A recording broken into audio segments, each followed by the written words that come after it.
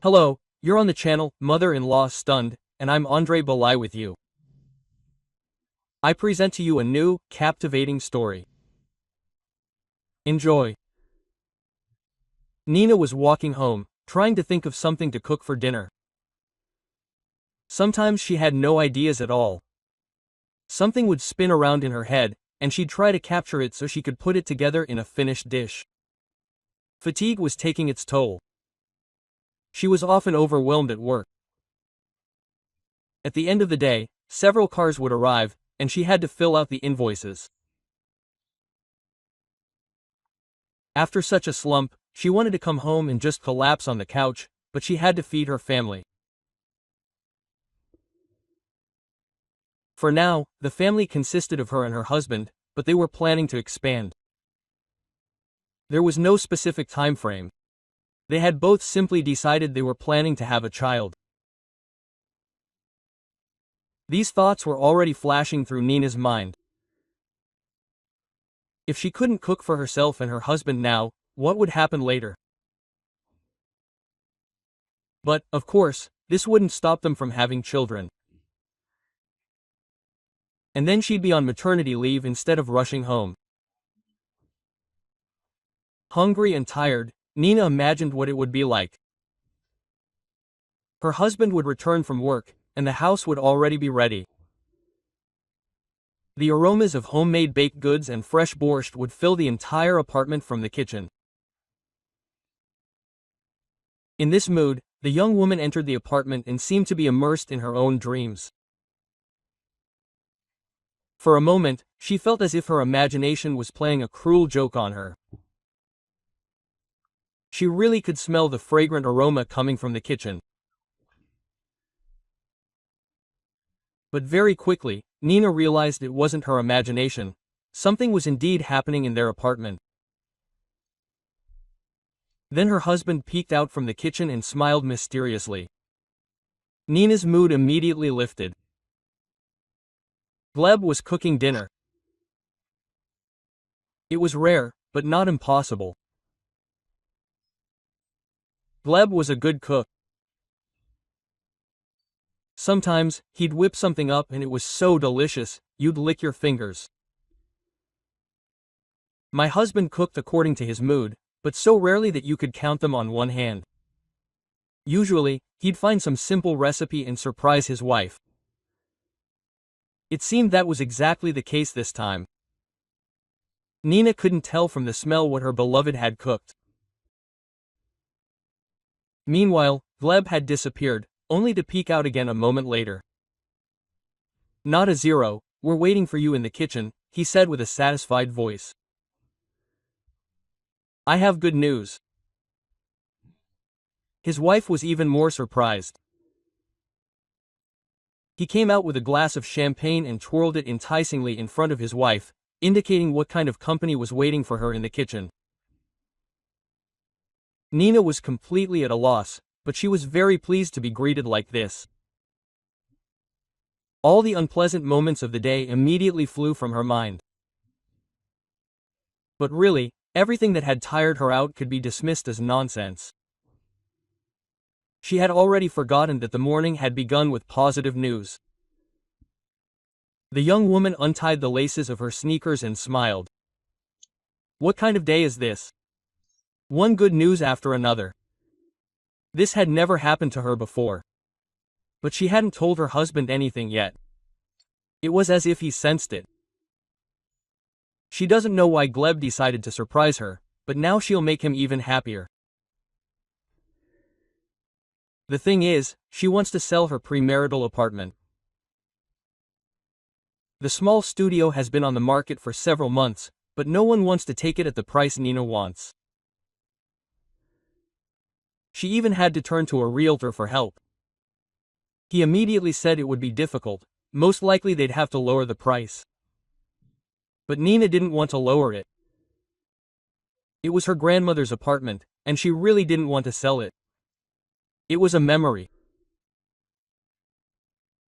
How many times had she gone there, and her grandmother would greet her with amazingly delicious cutlets, jam pies, and her simple smile. This apartment is both dear to her and painful. It reminds her of her grandmother. The emotional wound from her departure hasn't yet healed. Moving there with her husband didn't make sense. The apartment was small, and Gleb immediately turned up his nose at it. It wasn't an option. And he didn't like the neighborhood. That's how they came to the decision to sell it.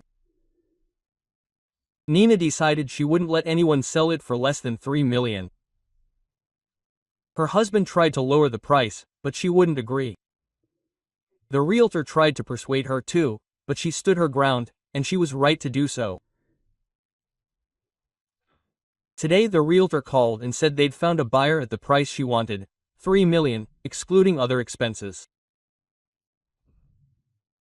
So, she'd get that amount in cash.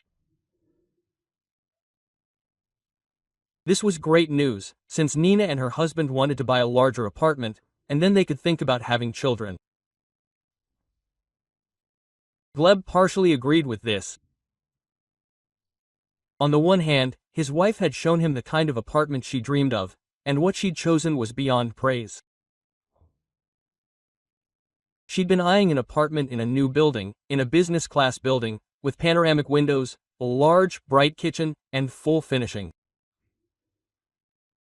Naturally, $3 million wouldn't be enough for such an apartment, so they'd have to take out a mortgage. And that scared Gleb. As an alternative to an apartment, her husband dreamed of starting a business. He believed taking out a mortgage wasn't worth it. It was better to invest in a business, and then, in no time, they'd have the money for their own place, whatever his wife wanted. Her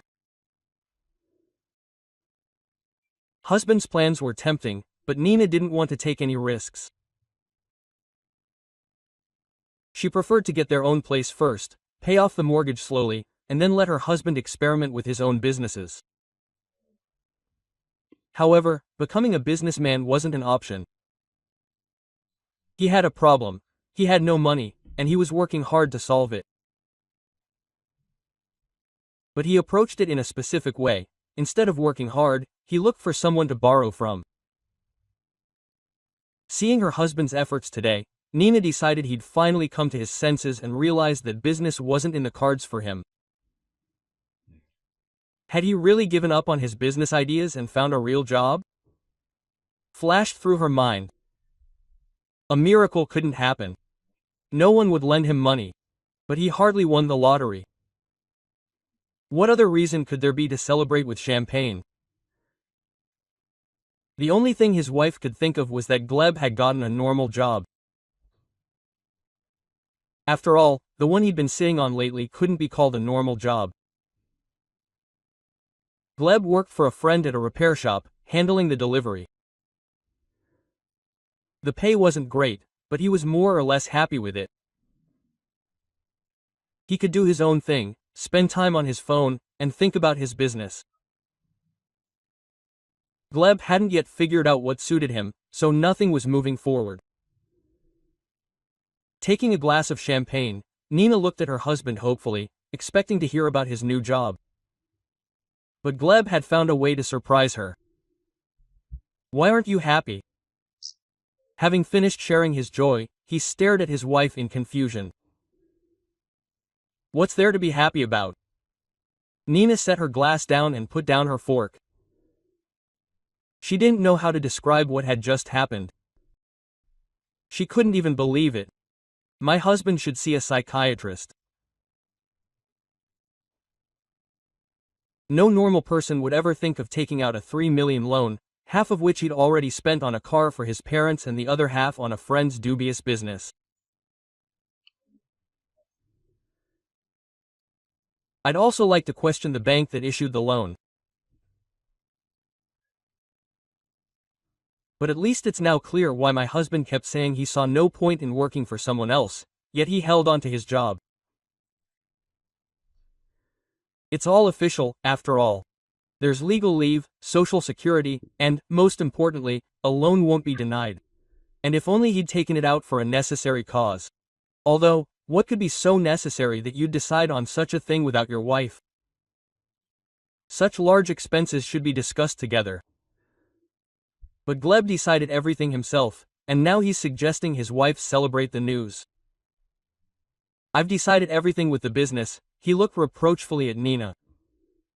You could have been happy for me. For us, by the way. It's all for the family. Quote. What do you mean, everything? Nina raised her voice. Buying a car for your parents, that has nothing to do with our family. But they're my parents, Gleb replied discontentedly. He should have grabbed his head. Okay, so parents, the wife isn't demanding that her husband give up that part of the family. But how could he buy them a car with borrowed money? How would he repay the loan? Nina asked. Why didn't the in-laws take out a loan themselves? And the husband calmly replied that they couldn't afford it. So he gave them a gift for $1.5 million for no reason, just because his dad has an old car and he's been dreaming of replacing it for a long time. That's half the good news, so to speak.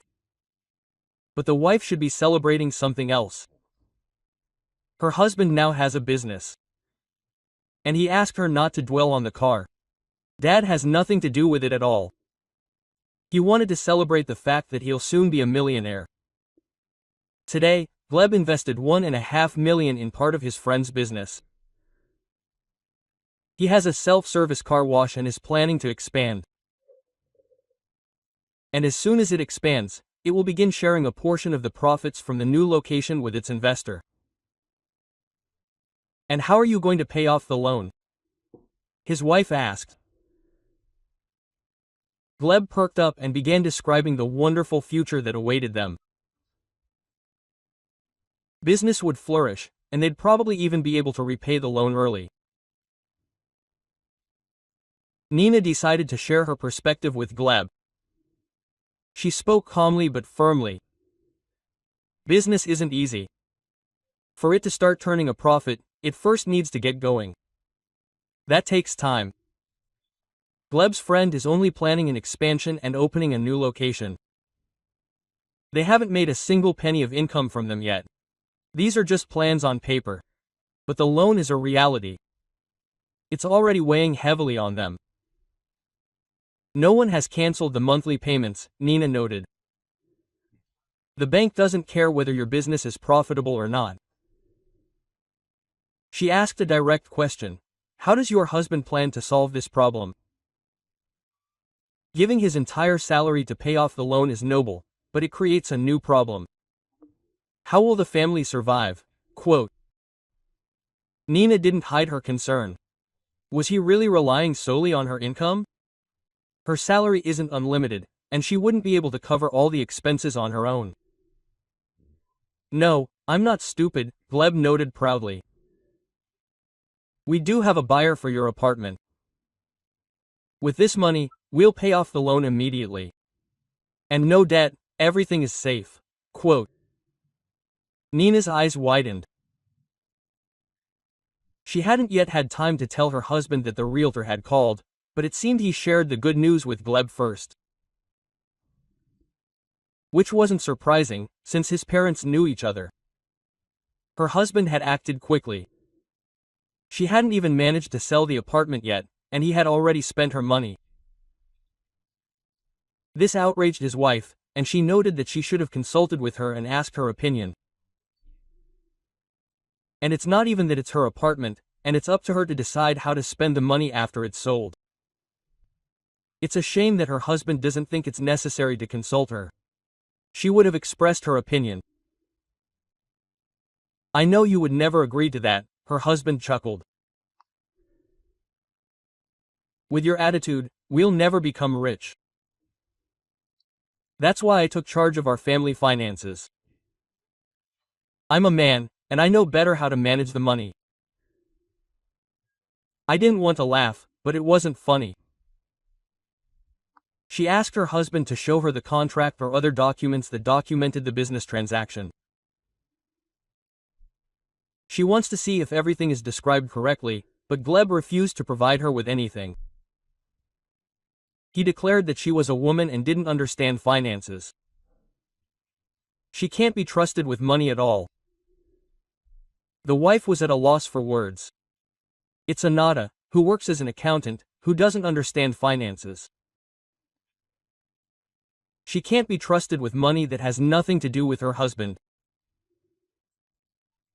What can you say about him, who didn't get into university because he failed math? He wouldn't have embarrassed himself. Nina didn't argue with her husband, silently left and locked the bedroom door. Gleb told her she could have thanked him. He'd tried so hard for her, after all. But his wife didn't appreciate his efforts. After their argument, her husband slept on the living room couch and made no attempt to reconcile. Nina thought it over that night and realized their marriage was over. In the morning, she packed her things and went to her parents. The apartment was rented. She left it entirely at the disposal of her still husband. Gleb watched the proceedings critically for a few minutes, then left so as not to disturb her. He advised his wife to calm down and then discuss everything normally. And he left her alone for a week. Apparently, he hoped she would come to her senses. Then he came to his senses and called her. He was panicking because the first mortgage payment was due soon, and he had no money. Nina said she was a woman and not good with finances, so she couldn't help. Gleb begged his wife to understand his situation. They were one step away from a secure life. She should support him in this difficult time. She advised him to turn to his parents, as they were more likely to empathize with their son.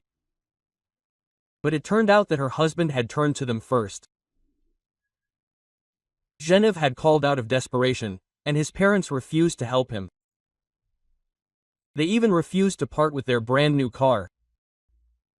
They didn't care that their son had taken out a loan for it. A grown man would figure it out somehow. His friend also didn't help. Gleb wanted to get his money back, but his friend said it was too late. Everything had gone into business. The young businessman's only hope was his wife, but Nina didn't want to talk to him. She insisted on a divorce. Her husband refused and began stalking her. Another woman might have been scared, but Nina punched her husband in the nose a couple of times, and he too lost all desire to talk to her. Gleb forgot that his wife had previously been a candidate master of sports and boxing and still retained her skills. During the divorce, Gleb tried to assert his rights again. He wanted to pin half the loan on his wife, but he failed. He couldn't prove that the loan was taken out for family needs. And for Nina, proving otherwise was easy. The court sided with Nina. The judge rejected Gleb's demand for a division of the loan obligations. Nina breathed a sigh of relief. The divorce was concluded quickly. No one owed anything to anyone. How her ex-husband would repay the loan was of no concern to Nina. She had started a new life without debt, without obligations to the bank, without having to pay for other people's whims. Gleb was left alone with his financial problems.